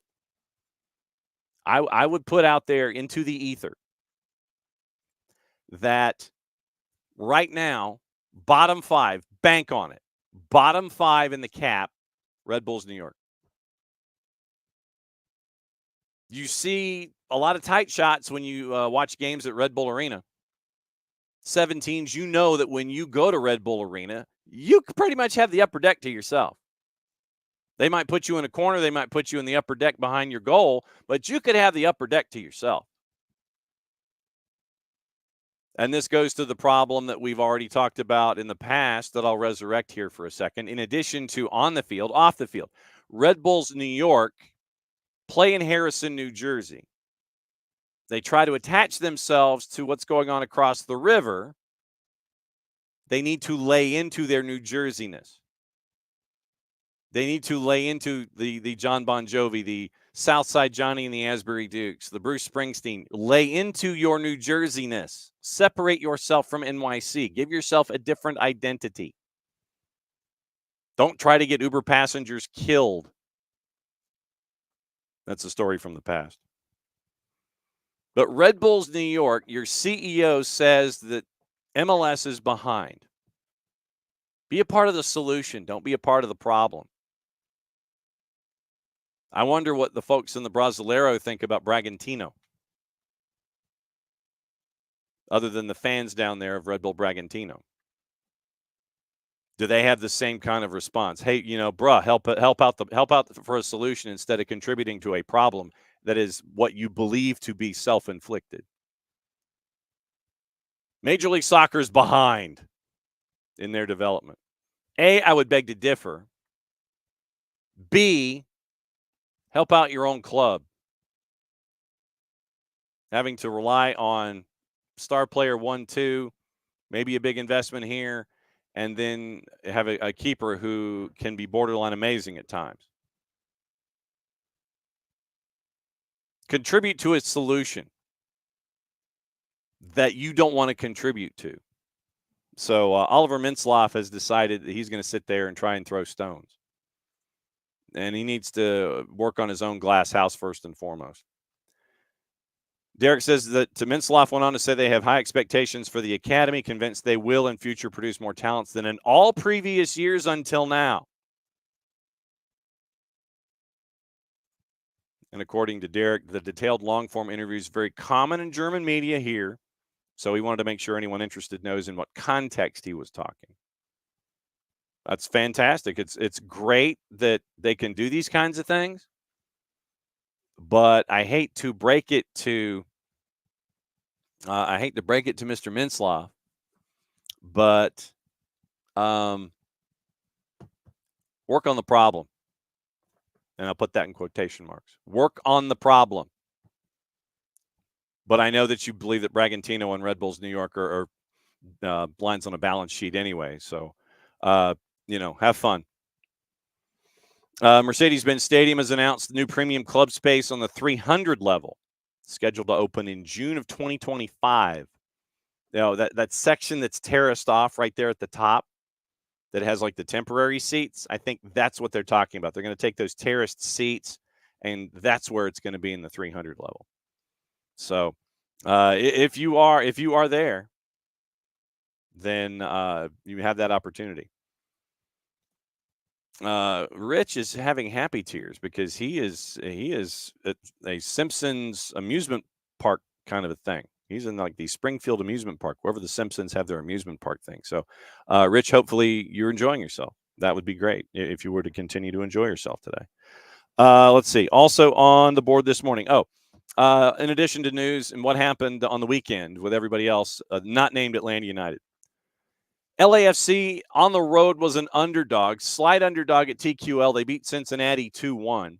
You wondered how rotated the lineup was going to be for LAFC. And you end up with LAFC getting the win. And Luca Orellano scored in the 61st. You end up with Martinez scoring in the 34th and Denny Buwanga's golazo getting them into the playoffs. So Buwanga in the 73rd after Orellano scored to tie things up at 1, and they held on in the final 15 to 20 minutes, and LAFC got the win 2-1. We'll go over the standings in East and West coming up in a bit. Columbus and DC, this one was a bit of a surprise. Columbus goes on the road, but once again, midweek play and all that kind of stuff where they lose a heartbreaker to Club America. Christian Benteke scores in the 30th and the 81st, so he got the brace for DC United. Cucho scores in the 54th, Jason Russell-Rowe in the 57th, and it looks like that Benteke might be getting close to Golden Boot. So keep an eye on Benteke over the next handful of matches and see if he can get the Golden Boot. The way that he's been fed by DC, literally, it's like feeding Wilt Chamberlain or David Robinson or think Bill Walton in his prime, Willis Reed, what have you, one of those big guys. You sit there and you feed the big man at the elbow, and then he frees up other folks, or magic to Kareem, and Kareem will sit there and he'll try and find somebody that's open. You find somebody open, and then they knock the jumper down. So that's what you've got with DC. Benteke is going to get his, but the fact of the matter is, since he's that redwood that is there for them right at the front of everything, it's about what Benteke does once he makes that first touch. Who does he find that's open? Because we always talk about positional gravity, and a guy like Christian Benteke. Ooh, Benteke's got the ball. What do we do? Bracket, front and behind. Think of him like that big H-back that is going to go out in the slot. Make sure that you've got a linebacker and a defensive back sitting there that are going to keep an eye on it. Don't let him get the ball and work with it, especially after first touch and it hits the ground. Make sure that after that first touch, you get possession away, or you keep him from gaining possession and trying to find another outlet. Because traditionally, it's like lob it long, chest it down, either find who's open or work on your own shot. And that's worked a lot for Christian Benteke and for DC this season. Inter Miami and Charlotte, Messi and friends only got out of there with a 1-1 draw. Swiderski scored in the 57th to get a lead. And then it was that guy named Messi scoring in the 67th. And then he followed it up with after a couple of penalty shouts were not awarded late in the match. Apparently, allegedly, according to Goal.com, called the referee a mean-spirited son of a bitch, and the ref wasted no time in lighting him up.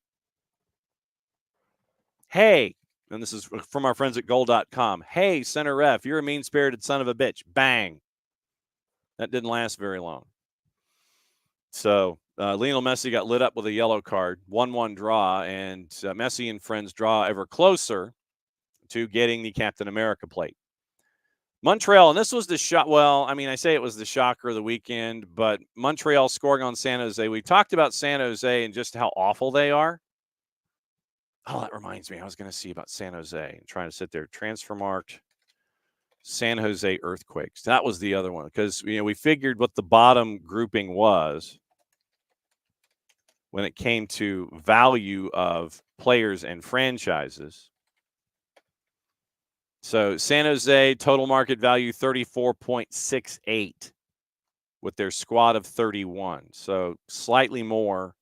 31 players, current transfer record minus 3 million euro, but the value is 34 for a value for 31 players. So market value, you got a couple of twos players, 4, 6, 8, 10, 12, 14, 16, 18, 20 of your 31 players have value of under €1 million. 2/3 of your roster valued under €1 million. I don't necessarily, well, I mean, if they're good, then that's cool. But just at the outskirts of looking at it, 2/3 of your players have a market value of less than €1 million. Espinoza, Hernan Lopez, 6 and 5.5. Abobasi at 3.5. Jackson Ewell, 3. Guerrezo, 2. Shakiris and Kikanovich, 1.5. Rodriguez, 1.2. Paul Marie, 1.2. Tanner Beeson and Daniel each at $1 million. And then everybody else with a market value of under $1 million. So that's what you're looking at for the squad from San Jose. Total market value 34.68 for 31 players right now in Major League Soccer. So Montreal and San Jose. Joseph, I don't know if you've heard of this guy. Got a brace, 51 and 55, and then Caden Clark scored in the 72nd. And so no real issues, worries, what have you, involving the matchup against San Jose. But Stade Saputo, traditionally very, very tough place to play. We know this. But the stats on the day, 57-43 on possession. San Jose actually had more shots, but they only had 2 of them on target. 16 shots for Montreal, 10 on target. 5 blocks, 3 on the day for Montreal. Passing numbers, passing accuracy 88% to 83, 7 corners to 3, 7 crosses to 6. Aerial duels won, 17 out of the 26 by CF Montreal. XG 3.6 to 2 for CF Montreal. 1 save compared to 6. 25 fouls called, 14 for Montreal. 3 yellows on each side. So shooting breakdown, 10 on target, 3 off target, 3 blocks for the club as it worked. Once again, XG 3.6 to 2 on 16 shots, 10 of them on target. Only 2 shots on target for San Jose in the entire match of the 12. So that's what you're staring at. So the 3-0, not necessarily a surprise, considering that when San Jose loses, they lose pretty big. New England continues to poke people in the eyes, Three Stooges style, knocking off Nashville 1-0 at Gillette. So they get full points, and they create to the compression of everybody trying to get into the playoffs in the Eastern Conference. NYC, and this was a big stunner on the weekend too, NYC goes to Red Bull Arena for another round of Hudson River. And hopefully we can catch up with Dylan tomorrow to ask about it. 5 goals on the board for NYC. Maxi Morales in the 5th. Martinez in the 7th. Von Zier scored to make it 2-1. Perea scored in the 30th to make it 3-1. Martinez got his brace at 45 plus 5. 4-1 at the break. And then Gray scores in the 68th minute for 5-1 on the day. 5-1 in Hudson River. NYC, of course, with the lead. Who cares about possession? Hey, here, Red Bulls, you keep it. How's that working for you? Not very well. Not quite working that way. And so we'll welcome Madison Cruz to the show. So, Maddie, where are you? Where am I? Mm-hmm. Well, I'm at home right now. Okay, I didn't know if you were at practice or anything like that on walkthrough day, getting ready for Atlanta United and CF Montreal tomorrow. We had training yesterday. Yes, and for those that did not have the opportunity, there is a training ground dispatch. I guess that's the name of our new newspaper here at SDH, the Training Ground Dispatch with Madison Cruz. And so Maddie was up there yesterday. So what didn't make the dispatch on the cutting room floor that you saw, that you and Jason saw when you were up at the Children's Healthcare of Atlanta training ground? Ooh, I mean, a lot of the same thing. I mean, a lot of talking about Philadelphia. I mean, it's a difficult place to play in, that's for sure. It was the first result we've gotten there, I believe, since 2018. That sounds Correct? right. I think it was the leaning, lunging Tyrone Mears header that was the last time that there was a result there for Atlanta United, if I remember correctly. Yes, but and like it's I mean, both Brooks Lennon and interim head coach Rob Valentino said the same thing. It was just like, we got a result. We needed 3 points, but we were able to come back. We were able to tie it up again. Obviously, 3 points are ideal, but now, I mean, looking towards Montreal, you got to get them. Mm-hmm. I was saying that probably 7 points in these 3 matches get you into the playoffs. Absolutely. You need to. I think the most important game has got to be Wednesday. First and foremost, you got to get a win on Wednesday, because Montreal is ahead of you in that playoff race. If we get 3 points, we jump them, and then our road becomes a little bit easier, but you still have to win out against Red Bulls too. So it's going to be an interesting one. Yeah. And there's some dude that we were talking about for CF Montreal that Atlanta United folks might have heard about. I don't know, but yeah, I don't know either. I don't know, yes, maybe some dude got a brace to lead CF Montreal in scoring, this Martinez dude, and I think that of course it was against San Jose. Sorry, Jarrett, but it was at Stade Saputo, traditionally a very, very tough place to play. We always mention that too, and they did what they needed to do. FC Montreal continued to win. The chaos, right now. So we'll go over the Eastern Conference. So let's take a peek at the standings while you're here, and so we'll see what's going on. Messi and friends 8 points clear, 3 matches to go. Match in hand for Columbus. So Columbus has 4, and right now they are 8 points back with a match in hand for Crew.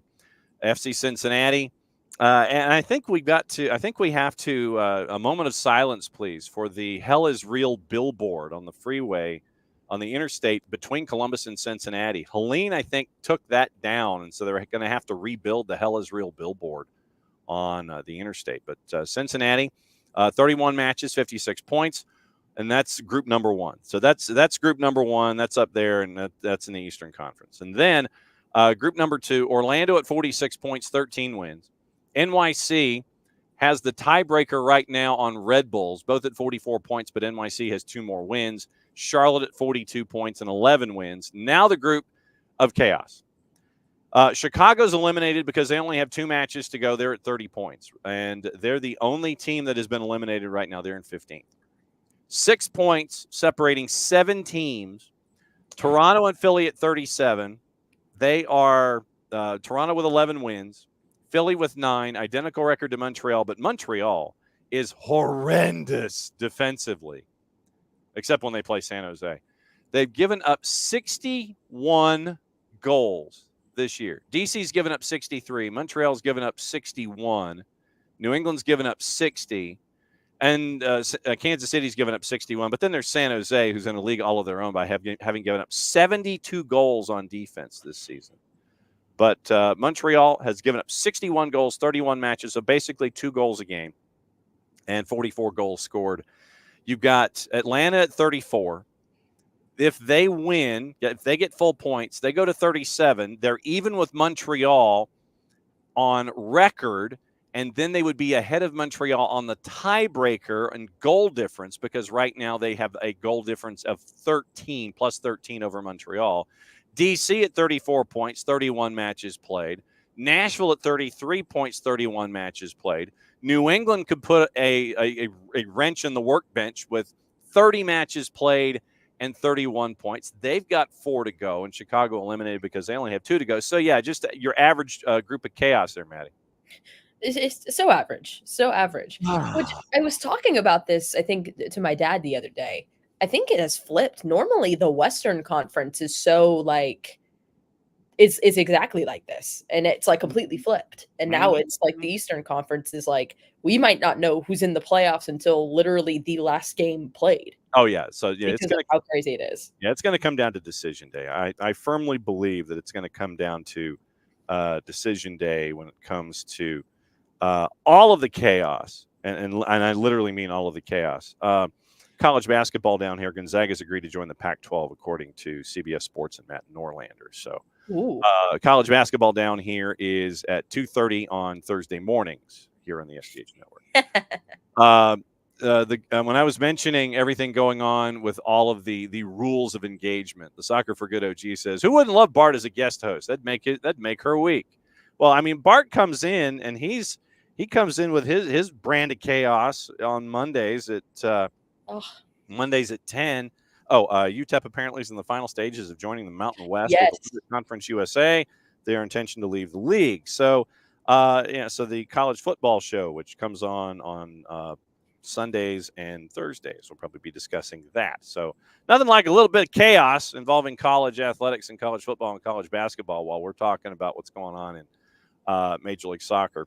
But yeah, the Western Conference, traditionally, it is the one that has the most chaos, but this year it's up top where the chaos is, and it's positioning. It's not trying to get in. It's reversed, where it's positioning in the East, and everybody's got it all figured out from 5, 6, 7, 8, and 9. And then in the West, it's usually everybody trying to get in, and you know who's going to be up top. But LAFC, 58 points, 31 matches. LAFC 52 points, 30 matches, so they can make up some ground. Salt Lake at 52 points, 31 matches played. Colorado, 31 matches, 50 points. Seattle, 31 matches, 50 points, one less win, but a better goal difference. Houston's at 48-6. Vancouver's at 47. All of them are in. We just don't know the positioning. And it looks like Minnesota and Portland are clear for the 8-9, but they've got one match to go, and then you get wins and goal difference and all that kind of stuff. There's an 8-point gap between Portland and Dallas with 3 matches to go. Dallas and Austin could be eliminated after this weekend if things fall a certain way. Dallas at 37, Austin 36. All Caps eliminated at 34. Kansas City, 2 matches to go. They're at 31. And San Jose is just god-awful at 5-23-3. 37 goals scored, 72 allowed. Goal difference of -35. 3-11-1 at home, 2-12-2 on the road. San Jose will get your number 1 draft pick. Good for you. Yay. No, it's nuts. And I mean, even too, looking at the Eastern Conference, it's also so crazy because it's not like every team is going to be done on like decision day or every team's going to do this. Toronto only has 2 more games. Yep. And New England has 4 more games. And then I'm just going to pick a random one. Montreal has 3 more games. And only one of those is at home.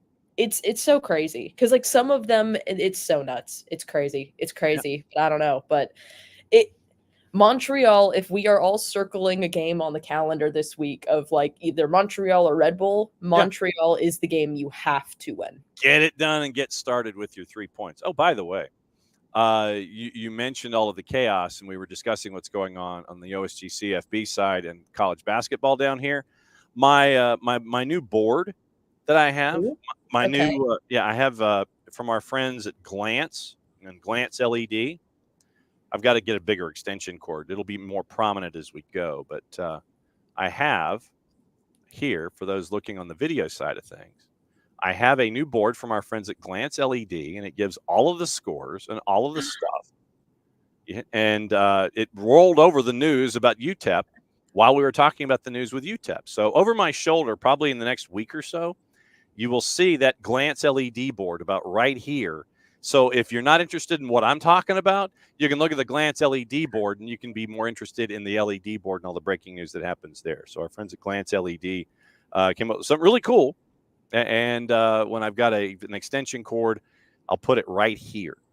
so folks can see all the breaking news and scores and everything. So very fun from our friends at Glance LED to break down everything that you want. And literally, you can trigger what's going on and see what's. Hey, if you want to show financial news, you can put that in there too.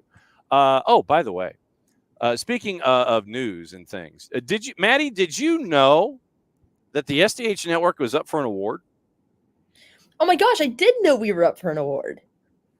Hey, right here, footballcontentawards.com. And for anyone and everyone who might be watching, by the way, you have until October 13 to stuff the ballot box, because 50% of the vote is fan vote and 50% of the vote is judges' votes. And Peter Drury, who calls the Premier League matches for NBC, he's one of the judges this year.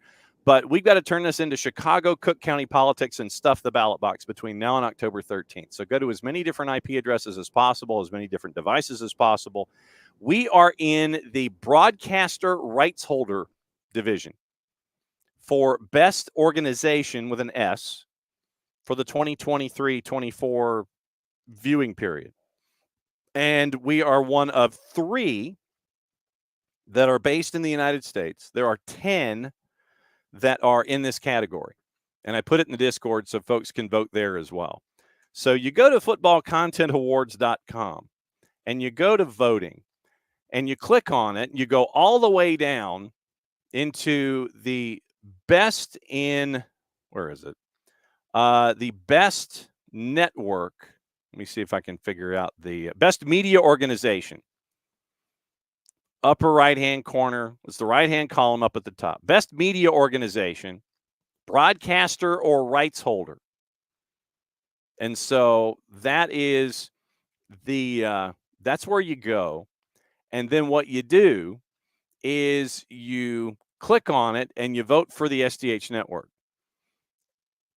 The others that are in this category, just to give you an idea, if you haven't seen it, best media organization, broadcaster rights holder, Amazon Prime, BBC, Golasso Network. So we're going up against our friend Poppy Miller.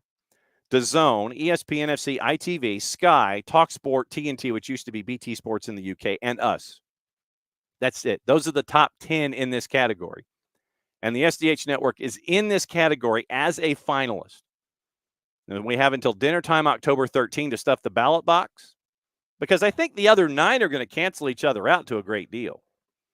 I think that you're going to have folks voting for the other 9, and that we have the chance to stuff the ballot box, get out your slingshot and your stone, and get this thing. But we need your help to do it, and that's why I put the web address at the bottom where you can vote. So if I haven't mentioned it before, vote. Vote early, vote often. And you can vote for the SDH Network going up against all those heavyweights. And like I said, I have yet to determine if there's going to be like finalists after October 13 or what have you. And if there are, Maddie, the boss, has said she wants to go to the award ceremony.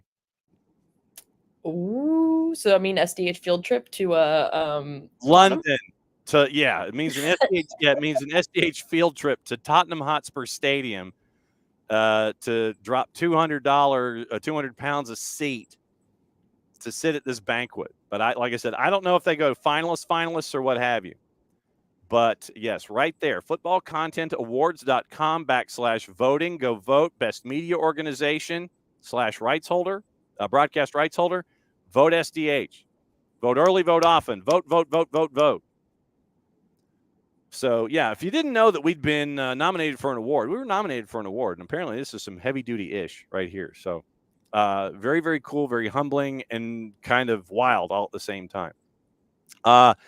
We got to do gossip, rumor, and innuendo, and we got to tell folks about what's going on tonight before we get out of here, because it's kind of a big deal about what's going on tonight over at Oglethorpe. Oglethorpe and Emory, it is the reverse fixture from earlier in the year. We'll get into discussing about that coming up in a bit. So let's see. We got to get into gossip, rumor, and innuendo, find out what's going on, and then what to watch, where to watch it, plug our friends at Fanatis, and then we'll be back again tomorrow morning in some form or fashion at 9:05. Maddie, do you know who the guest host is going to be tomorrow morning if we're going to have a guest host? It's going to be me if I can. We do have to go up for GSU. Okay. To cover soccer up there because we are, expanding and yes. getting everywhere we can. Yes, we're doing things. Yes, all the things. Yes. So, right now the plan is for if Maddie can swing it, maybe she does it. Maybe she does it from on site at Georgia State. I don't know. Take a laptop and do it live. We'll do it live.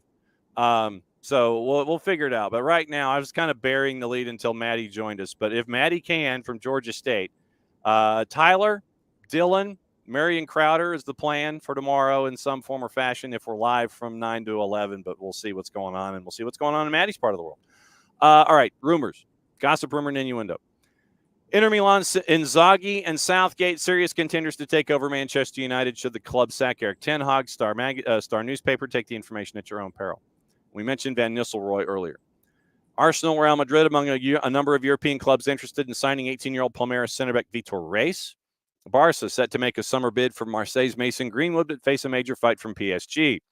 Wojciech Szczesny having a medical at Barca, coming out of retirement, which was very, very short-lived, to take over there. Real Madrid open to offers for France midfielder Aurelien Tchouameni, with Liverpool open to sealing the £66 million deal for next summer.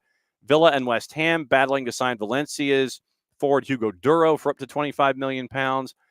Former Manchester City and Liverpool striker Mario Balotelli is in talks over a move to Spanish third-tier club Intercity. He's a free. David Moyes would be interested in returning to Everton if the club parts ways with Sean Dyche after a slow start. And Kevin De Bruyne's latest injury will have no bearing on contract negotiations between the Belgian and Manchester City. So what to watch, where to watch it, how to watch it. Well, first and foremost, you can go to gopetrels.com and you can watch Jason and Jess call Oglethorpe and Emory tonight at 7 o'clock. If you can't be there in Brookhaven, which we would recommend that you go and be a part of the craziness. So Oglethorpe and Emory, 7 o'clock live, gopetrels.com. Pre and post with me and Maddie and probably Jason and Jess and some combination of folks. And Jason is also going to be doing AST from Oglethorpe. So it'll be a very, very busy day in Brookhaven. We'll get into college soccer in a bit. We do have Champions League. Borussia Dortmund and Celtic on CBS Sports Network at 3. CONCACAF W Champions Cup on ESPN Deportes, Portland and Santa Fe at 12:30. Unimas has Champions League Salzburg and Brest at 12:45. Barcelona Young Boys at 3. ESPN Plus has CONCACAF W Champions Cup. Vancouver, San Diego, 8:30. Portland, Santa Fe at 10:30. Fox Soccer Plus has the Central American Cup at 10. Saprissa and Antigua GFC. Golazo Network has the simulcast of the Champions Cup games at 8:30 and 10:30. Paramount Plus, AFC Champions League Elite has already had a lot of games go. 2 o'clock, Al Gharafa, Al Ain, Al Hilal, and Al Shorta. And then we have all the matches. There's 9 matches in Champions League today. That doesn't make a whole lot of sense. But the 12:45 has 2. All the rest are at 3. 12:45, the rest are at 3. W Champions League also on Paramount Plus as well. Okay, juice boxes. Juice boxes for Champions League, considering that the crazy competition is going to continue the way that it does. So we go down to Europe, click on Champions League, and we get to see what we have. And sure enough, it's 9 matches today. We got 9 matches today, and we got 9 more tomorrow. So Salzburg and Brest, Salzburg a -102 at home, Brest a +288. Stuttgart a -233 hosting Sparta Prague at a +581. Arsenal a -127 hosting PSG at +383. Barcelona a -1250 hosting Young Boys at +2827. Bayer Leverkusen -152 hosting AC Milan at +388. Dortmund a -185 hosting Celtic at a +480. Inter Milan -526 hosting Red Star at +1392. PSV at a +206, a home dog to Sporting, and a +129. Guarantee you that Nino Torres is going to want to talk about Viktor Gyökeres if something happens to Sporting and PSV. And Slovan Bratislava, large underdog to Manchester City at a +39.36 in the composite. Manchester City a -16.67. So avoid using any kind of juice boxes on that one for your own betterment. And so that is the juice boxes with your friends in the Champions League version. Let me get into the college version outside of where we are involving gopetrels.com, but that's where you should be at 7 o'clock anyway, plus pre and post on the SDH network. So college soccer today, it is 4 matches.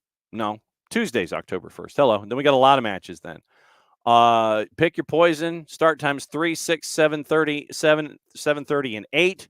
5 matches on the women's side, and that's on Flow, ESPN Plus, and that's for all of those. And so Valdosta State, Trevecca Nazarenes at noon on Flow. You end up with some Division II and some Ivy League going on the Plus on ESPN Plus and on Flow on the women's side. But a lot of men's action on ESPN Plus and Flow. It looks like D2 is on Flow starting at 3 o'clock, carrying to 6 o'clock. ESPN Plus, ACC Extra, all the different places. It looks like it is Georgia Southern Jacksonville. Keep an eye on that one. It's 7 o'clock. You've got a lot of stuff in the Northeast in the Ivy League. You've got ACC. You've got SoCon going on.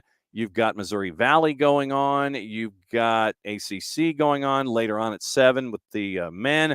Indiana, Wisconsin on BTN Plus. Northwestern Michigan on BTN. So ESPN Plus, BTN, ACC Extra, and Flow have all of your men's soccer today, October 1st. Maddie, what else is on your mind before we get out of here?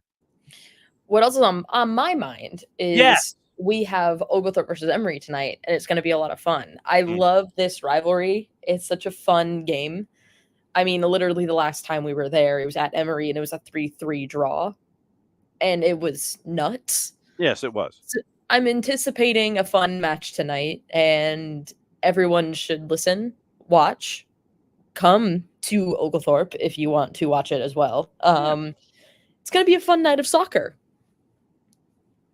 See, it's going to be a fun night of soccer, what she said. So you need to be in Brookhaven. Like I said, we're going to do pregame somewhere in the 6 o'clock hour, and we'll hopefully hear from both sides as we get you ready for that. And then we'll do some postgame. Jason will have AST from Oglethorpe at 10 o'clock on 92.9 The Game and the Odyssey app. And so, Maddie, since we are out the door and back in a little less than 22, hopefully on the live side of things for a Wall Pass Wednesday, you get to send us home and whistle us out of here. Oh, I can't whistle. I can't do that. Well, then just get us out of here. All right. Well, thank you all for listening, and we'll be back tomorrow, hopefully. In some form or fashion.